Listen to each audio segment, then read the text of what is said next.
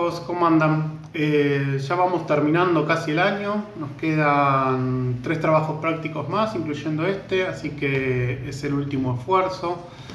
Hoy vamos a seguir con los temas de físico-química. Les voy a explicar algunas cuestiones de propiedades de la materia. Voy a tratar de darlo lo más tranqui, lo más light posible, porque son temas un poco complicados. Después le va a quedar un poquito a la o el profe que tengan en segundo año profundizar un poco estos temas, ¿sí? Pero por lo menos quiero que vean todo y vean los conceptos de cada uno de los temas. Me voy a checar un poquito. Esperen que... Ahí está. Entonces, lo que vamos a ver hoy son lo que se llaman sistemas materiales. Para entender cómo se clasifican los sistemas materiales, primero tenemos que hablar un poquito de propiedades de la materia. Y las propiedades de la materia serían su volumen, su peso, su masa, el color, la conductividad eléctrica, la solubilidad, la densidad. Pero todas esas propiedades de la materia están clasificadas en dos propiedades que las tengo acá arriba, que son las propiedades extensivas, que son las que dependen de la cantidad de materia. O sea que si yo tengo más materia, esa propiedad es más grande, ¿sí? Y las propiedades intensivas, que no dependen de la cantidad de materia. O sea que no importa si yo tengo, por ejemplo, un tachito de agua con agua del océano o un océano entero, ¿sí? Las propiedades de ese agua van a ser las mismas. Por ejemplo, la salinidad del océano, yo tenga un tachito de agua o un océano entero, la salinidad del agua sería la misma, por ejemplo, ¿sí? Bueno, vamos a verlo más en profundidad. Esperen que me quedo de este lado. Ahí está. Entonces, las propiedades extensivas, las que varían con la cantidad de materia, pueden ser la masa. ¿Sí? Fíjense que acá figura masa y peso. Masa y peso son dos cosas distintas. En realidad, nosotros cuando pesamos algo en una balanza o nos pesamos nosotros, suele pasar que decimos que pesamos, por ejemplo, yo peso 100 kilos, que la balanza me marca 100 kilos. Y eso sería mi peso, entre comillas. En realidad, 100 kilos es mi masa, es la cantidad de materia de la que estoy conformado. El peso se mide en otra unidad física que se llama Newton. Eso lo van a ver en cuarto año recién, así que falta mucho. Pero básicamente el peso sería la fuerza que hace mi cuerpo hacia abajo. Y eso depende de la masa que tengo y de la aceleración de la gravedad. Si yo me pesara en la Luna, pesaría distinto. O inclusive dentro de la Tierra, si yo me peso en la cima de una montaña, que hay un poco menos de gravedad porque está más alejado del centro de la Tierra, yo pesaría un poco menos. Y si me peso al nivel del mar, pesaría un poco más. Pero no me voy a meter mucho en esos temas. Solamente sepan que son dos cosas distintas. La masa mide la cantidad de materia de la que estoy compuesto y el peso mide la fuerza que yo hago hacia abajo, ¿sí? Por eso la balanza lo puede medir, porque la balanza tiene un resorte que hace una fuerza hacia arriba, yo hago un peso hacia abajo y la competencia de esas dos fuerzas es lo que se conoce como peso, ¿sí?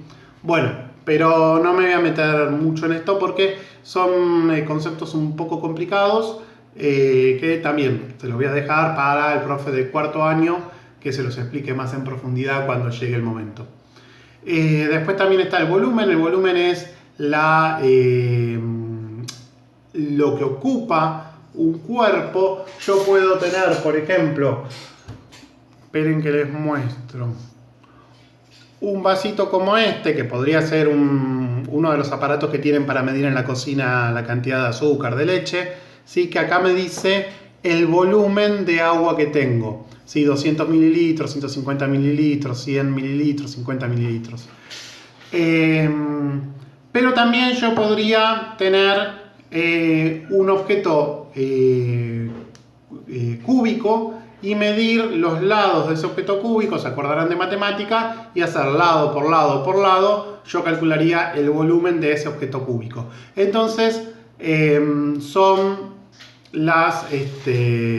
son maneras de medir el volumen, ¿sí? Cuando un objeto es irregular, o sea que no tiene una forma definida, yo lo que puedo hacer es lleno con agua hasta cierto lugar en un recipiente como este que tiene un medidor, meto el objeto adentro, veo cuánto sube el agua y ahí haciendo la cuenta entre cuánta agua tenía y cuánta agua tuve final, puedo calcular el volumen de ese objeto. Si yo tengo, esperen que me lo tendría que haber traído más cerca las rocas, pero acá estoy. Si yo tengo una roca que tiene esta forma, no hay manera de que yo pueda medir con una regla el tamaño de la roca para calcular su volumen. Entonces lo que yo haría con esta roca es sumergirla dentro de este recipiente, ¿sí? Y ver cuánto aumenta el volumen de este recipiente. Este sistema de medición lo descubrió un inventor italiano que se llamaba Arquímedes, que de esa manera pudo calcular la densidad de compuestos sin destruirlos. Por ejemplo, eso puede llegar a servir, ahora cuando les explique densidad lo explico mejor, pero si los objetos tienen distintas densidades según la sustancia de la que están compuestas. Eso se usaba mucho para definir la cantidad, si el oro era más o menos puro. Si alguno tiene algún anillito, algún arito o algo de oro, cuando lo compran o cuando lo venden, o si ustedes saben, el oro puede ser de 25 quilates, de 20 quilates. Esos quilates es lo que pesaría un cuadradito de oro definido, ¿sí? Entonces, con ese cuadradito de oro yo puedo saber si son de 25 quilates, es oro puro. Si tiene algunos metales extras añadidos, puede pesar un poco menos ese cuadradito de oro, entonces pesaría 20 quilates. Eso quiere decir que ese oro es menos puro. O podría pesar más porque el metal que yo le agregué es más pesado. Entonces, pero si no pesa exactamente 25 quilates, ese oro está alterado con algún otro tipo de metal. La buena manera de falsificar oro sería agregarle metales más densos y menos densos de manera tal de equilibrar los pesos. Entonces yo podría falsificar oro, ¿sí? Y que el quilaje de oro me dé perfecto. Si uno sabe un poco de química puede hacer estas chantadas un poco más prolijas. Bueno, y después otras cosas que ven que para eso sirve la química. Otras cosas que también puedo medir, que van a variar con la cantidad de materia que yo tenga, es el largo y el ancho, por ejemplo. ¿Sí? Algo más largo, más corto. Si yo tengo un pedazo de madera, si esa madera pesa menos, va a ser más corta o más angosta, ¿sí? Porque también va a variar su volumen. Ahora me voy moviendo la carita porque llena la pantalla de texto. Las propiedades intensivas son las que no dependen de la cantidad de materia. Ven que hay muchas, ¿sí? Yo ahora les voy a ir explicando una por una. No les voy a explicar todas, pero voy a explicar las principales como para que entiendan bien qué son estas propiedades. Estas propiedades intensivas entonces no dependen de la cantidad de materia. Por ejemplo, la dureza de un objeto, ¿sí? La maleabilidad, ductibilidad, tenacidad, fragilidad. Estas anteriores ahora les voy a dar ejemplos porque quizás nunca escucharon esas palabras. Pero la fragilidad, por ejemplo, que un objeto sea frágil, que se pueda romper, no depende si el objeto es más grande o más chico. Eventualmente, si se me cae, aunque sea más grande o más chico, se va a romper igual. La densidad, que es esa propiedad que yo les decía, el punto de ebullición, la temperatura a la que hierve el agua, ¿sí? Si yo tengo menos agua, puede hervir más rápido, pero si yo pongo un termómetro y mido a qué temperatura está hirviendo, debería estar hirviendo a 100 grados. Si yo tengo un tanque de agua gigante, puedo tardar un montón de tiempo en hacerlo hervir, pero si yo pongo el termómetro, va a hervir a 100 grados de todas maneras. Lo mismo con el punto de fusión, en la temperatura a la que se congela el agua. Yo si pongo una cubetera con un cubito muy chiquito, puede ser que se congele más rápido, ¿sí? Pero si yo pongo el termómetro a ver a qué temperatura se está empezando a congelar, se va a empezar a congelar a los 0 grados. Si yo pongo una botella de 2 litros y cuarto, puede ser que tarde más en congelarse, pero bueno, ya entendieron, ¿no? Si yo pongo el termómetro, se va a congelar también a 0 grados. La solubilidad, ¿sí? Hay sustancias químicas que son más o menos solubles, y eso no depende de la cantidad que yo ponga. Por ejemplo, la sal tiene cierta solubilidad, el azúcar tiene cierta solubilidad, ¿sí? La porosidad, esta roca está llena de poros, ¿sí? Si yo parto la roca a la mitad, va a seguir teniendo la misma cantidad de poros, eso no le va a cambiar. La inercia es la velocidad que tienen los cuerpos. ¿Por qué variaría la velocidad de un cuerpo con su tamaño? No tendría por qué. La impenetrabilidad, ¿sí? La impenetrabilidad es que no pueda penetrar los cuerpos sólidos en general son impenetrables, ¿sí? La elasticidad, poder estirar un cuerpo.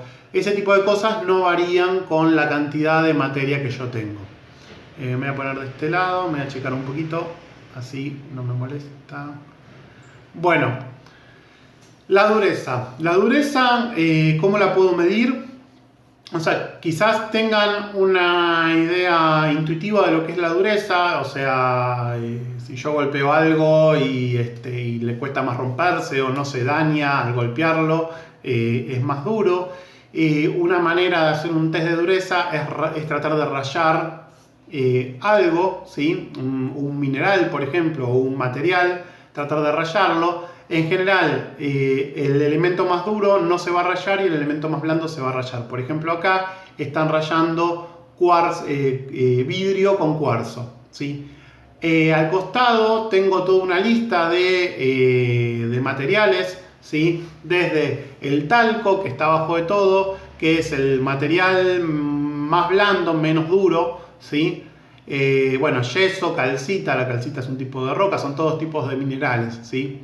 La florita, patita, ortoclasas, cuarzo. El cuarzo, quizás ustedes tengan algún cristalito de cuarzo que trajeron de recuerdo de algún lado o alguien se los trajo.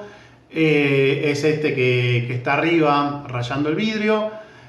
Topacio, corindon y uno de los minerales más duros de todos es el diamante, ¿sí? Que además de usarse para joyería, se usa en algunos procesos industriales porque justamente yo puedo usar el diamante para cortar objetos muy duros porque justamente es el más duro de todos. Entonces, al estar en contacto, por ejemplo, el diamante con el acero, el diamante puede ser abrasivo, puede cortar, puede rayar el acero. Entonces, en ciertos procesos industriales se usan diamantes.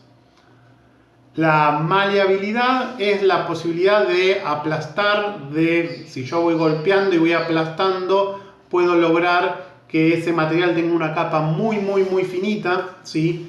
Y puedo lograr eso, ¿sí? O sea, básicamente sería algo parecido con la plasticidad, pero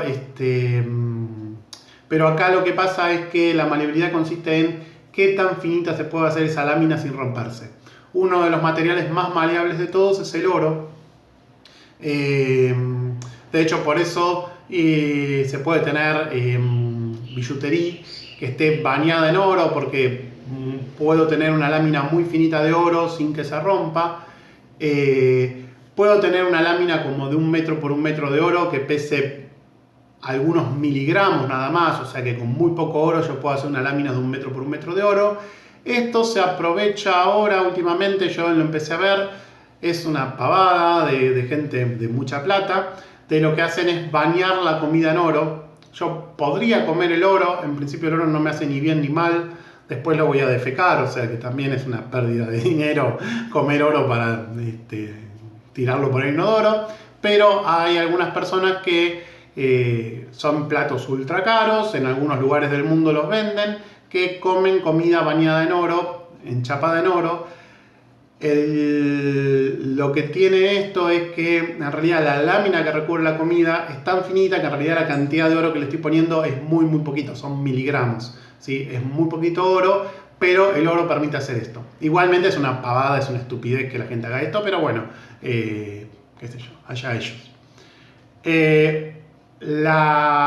Yo puedo tener la maleabilidad, que es aplanar el material ese. Por ejemplo, acá otro material que también es maleable es el acero, ¿sí? Yo puedo formar una lámina muy fina de ese metal, y la ductilidad es la capacidad de hacer un alambre, ¿sí? Por ejemplo, el cobre es dúctil porque yo puedo hacer alambres finos de cobre, ¿sí?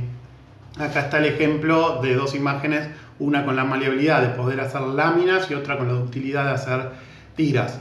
Otra vez, la cantidad de materia que yo necesito, o sea, si yo tengo menos metal va a seguir siendo igual de maleable, y si yo tengo más o menos metal va a ser igualmente dúctil, ¿sí? Voy a poder estirarlo, eso, la cantidad de material no va a afectar a esa propiedad que tiene el material. Lo que sí, obviamente, que voy a poder hacer una tira mucho más corta porque tengo menos material, pero eso es otro tema, ¿sí? Bueno, la tenacidad es la capacidad de resistir fuerzas sin deformarse. Por ejemplo, el acero. El ejemplo este es una cadena de acero. Por eso el acero se usa para hacer rejas, cadenas, porque tiene esta cuestión de tenacidad. Si yo hiciera una reja de mi casa de aluminio que es maleable, yo podría hacer fuerza, abrir el aluminio, meterme en la casa y sin demasiado problema, pero en cambio si es de acero, al tener esta capacidad de tenacidad, es mucho más seguro. Por eso el acero se usa para este tipo de usos, inclusive para las estructuras, por ejemplo las carrocerías de los autos, que al ser tenaz va a mantener la estructura del auto. La fragilidad es la propiedad de quebrarse, ¿sí? Si algo es muy duro, también puede ser muy quebradizo, ¿sí? O sea, porque no tiene cierta flexibilidad. Entonces, por ejemplo, un ejemplo es el vidrio, ¿sí? Que es quebradizo. Y la densidad. Acá me voy a detener un poquito a explicar qué es la densidad, que era esto que yo les decía. Acá lo tengo en esta fórmula que está en la esquina. La densidad se puede calcular, se puede hacer la cuenta, es la cantidad de masa, la cantidad de materia que tengo, dividido el volumen. Si un kilo de una sustancia ocupa mucho volumen, su densidad va a ser la cantidad de masa que tenga dividido el volumen, su densidad va a ser chica, porque lo estoy dividiendo por mucho. Si en cambio yo tengo una bolita así chiquitita y eso pesa 1 kilo, su densidad va a ser mucha, porque voy a tener mucha masa dividido un volumen muy chiquito. Entonces la densidad va a ser mayor. La densidad del acero es muy grande, la densidad del plomo es muy grande, la densidad de los metales en general es muy grande. La densidad de los gases, del aire, del oxígeno, del nitrógeno, ¿sí? Los gases que nosotros respiramos, es muy chica, porque 1 kilo de oxígeno ocupa toda una habitación. Entonces tiene una densidad muy baja. Por ejemplo, si yo tengo 1 litro de miel y 1 litro de agua, que sería ese líquido celeste, la miel va a pesar más porque es más densa, ¿sí? Fíjense otra vez en la formulita. Si el volumen es el mismo, pero la masa es mayor, entonces yo voy a tener mayor densidad. Otro ejemplo sería el agua y el aceite. Bueno, ahí el agua la tiñeron de celeste como para que se vea, pero básicamente es agua. El aceite tiene menos densidad porque la misma masa ocupa más volumen, entonces termina flotando sobre el agua. Este es otro de los usos que se le puede dar el cálculo de la densidad. Si yo calculo un material, ese material, si es menos denso, va a tener más flotabilidad. ¿Por qué flotan los barcos que son de acero? Si son de acero, bueno, porque dentro del barco hay aire. Entonces, cuando yo calculo la densidad total del barco, calculo la lámina que recubre el casco del barco, toda la superficie del barco, pero también calculo el aire. Como el aire tiene poca densidad, logra que el barco flote con respecto al agua, ¿sí? Y para el otro lado. Y por ejemplo, yo ahí puedo tener distintos líquidos con distintas densidades. Ven, sobre todo el cubo donde están metiendo la bolita esa. Fíjense que tengo distintos líquidos con distintas densidades que van formando capas. Los más livianos, los menos densos están arriba, los más densos están abajo, y le meten un sólido, y ese sólido es más denso. Si ustedes se fijan que, a ver, lo voy a dibujar, es más denso que el líquido este blanco, ¿sí? Este de acá. pero es menos denso que ese líquido blanco, pero es más denso que el líquido rojo. Por eso queda flotando sobre el líquido blanco y queda sumergido en el líquido rojo. ¿Sí? Ese es un muy buen experimento. Ahí mezclaron un montón de líquidos. No sé bien qué serán. Probablemente el de más abajo de todo sea agua. El líquido ese blanco, no sé. Probablemente tengan soluciones de agua con alguna sustancia química que los pusieron con mucha delicadeza para que no se mezclen. Pero ahí tienen distintos líquidos de distintas densidades. Y, perdón que estoy con la lapicera. Y todo esto nos sirve para lo que yo les había dicho al principio, que es clasificar los sistemas materiales. Un sistema material es una parte de la realidad que yo tomo, ¿sí? Por ejemplo, podría tomar como mi sistema material, todo lo que yo tengo dentro de este vaso. Pues supónganse que yo lo lleno de agua, entonces este sería mi sistema material. O mi sistema material podría ser este trozo de mármol, ¿sí? Entonces yo me pondría a estudiar cuáles son las propiedades que tiene este mármol y qué tipo de sistema material es. Y eso después me puede servir para saber cómo separar los materiales que están acá dentro según los van a clasificar, según los conceptos que vamos a ver ahora. Una manera de clasificar los sistemas materiales es si son homogéneos o heterogéneos. ¿Qué es eso? Los sistemas homogéneos tienen una fase. Una fase sería que están formados por o sea, que yo a simple vista puedo distinguir que solamente hay una sustancia química. Por ejemplo, una moneda de 50 centavos, yo no veo que empiece ni termine la sustancia química porque yo la veo toda dorada, ¿sí? Ahí creo que se ve bien. La veo toda dorada. Entonces eso es un sistema material homogéneo, ¿sí? Porque yo no puedo decir si hay una sustancia o no a simple vista. Eso es una fase. Si yo veo una moneda de 2 pesos, yo ahí sí puedo ver las dos fases. Yo veo una fase plateada en el centro y veo una fase dorada por afuera. Si tengo 2 fases, entonces es un sistema heterogéneo. Esta era un sistema homogéneo y esto es un sistema heterogéneo. Si yo tengo un vaso de agua, ese vaso de agua es un sistema homogéneo. Yo solamente veo una sustancia. Puede ser, y ahora después vamos a ver que hay otra manera de clasificarlos, que adentro de ese agua tenga otras cosas, minerales, por ejemplo. Ahí, bueno, hay otra manera de clasificarlos. Pero en principio, si yo no los veo, y yo veo solamente agua como un continuo, sin que haya un límite entre una sustancia y otra, para mí es un sistema homogéneo. Perdón, para el otro lado.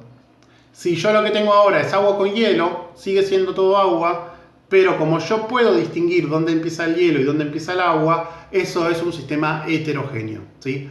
Ahí yo veo las dos fases. Una fase es el hielo, la otra fase es el agua.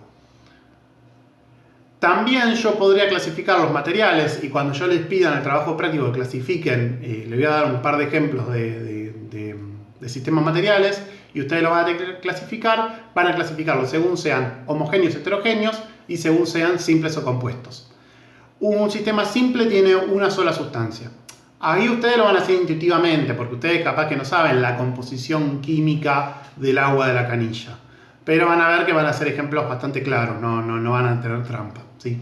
Pero un sistema simple podría ser agua pura. El agua de la canilla en realidad tiene más de una sustancia porque viene con cloro. Entonces ahí ya tengo agua y cloro. Y en general tiene un montón de minerales, tiene sodio, cloro, potasio, calcio, ¿sí? Hay un montón de sales minerales disueltas ahí que van a hacer que en realidad sea un sistema compuesto. Pero no me voy a rebuscar con eso. Si ustedes ven agua, dicen que es simple, ¿sí? Para yo tener un sistema simple puro, yo tendría que tener agua destilada, que es la que se usa para poner en los radiadores de los motores o en las baterías. Ese agua destilada es agua pura que no tiene ningún mineral, ¿sí? Es el agua más pura.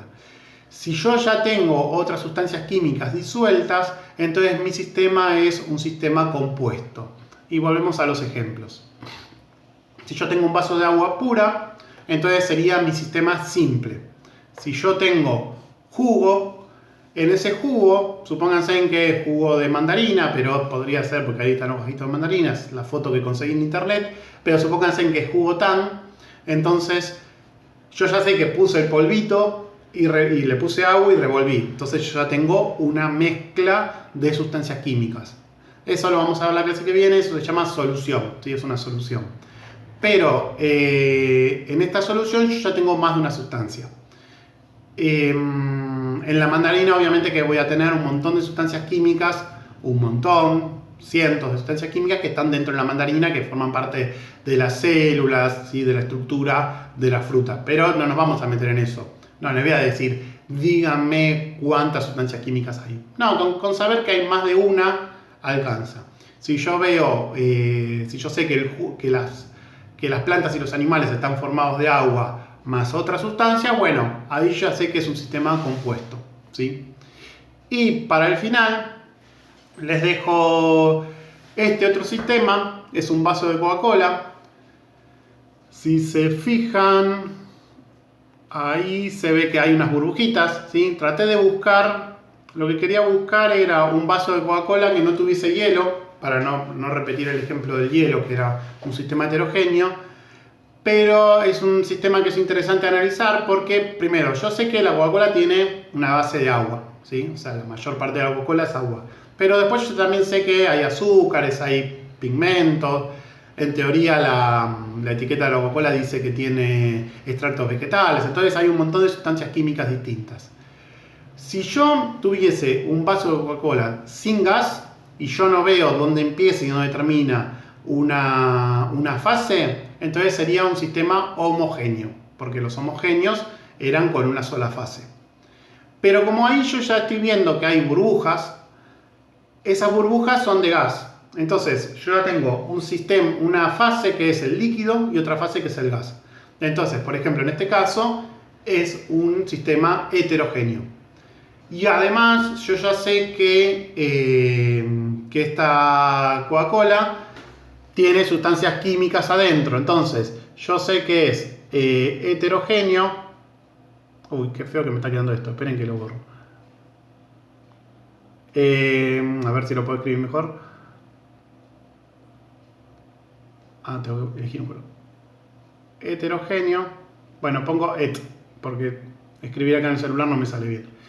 Yo sé que es heterogéneo porque tiene más de una fase, porque veo las burbujas, y yo ya sé que va a ser compuesto porque tiene más de una sustancia química. Yo sé que tiene agua, tiene azúcar y probablemente haya cientos de sustancias químicas distintas, porque si son extractos vegetales, esas plantas que usaron para producir la Coca-Cola, la cola es una planta africana, ¿sí? Que por eso se llaman Coca-Cola, porque inicialmente la hacían con la planta de la coca, con la hoja de la coca y con la planta de esta cola, que es una planta africana que tiene mucha cafeína, ¿sí? Por eso la Coca-Cola tiene cafeína y además tiene azúcar, y en esos extractos vegetales hay cientos de sustancias químicas que están dentro de las plantas, así que no sé bien qué tiene, pero sé que tiene más de una.